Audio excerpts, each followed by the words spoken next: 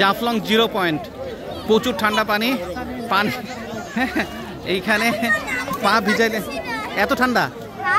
হ্যাঁ যাও, নামো নামো নামো।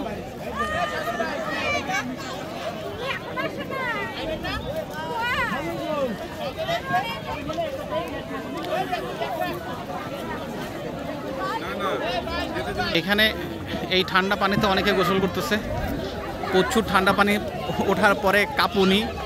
এই ওয়াসিফ সাহস আছে ভাইয়া, তবে কিন্তু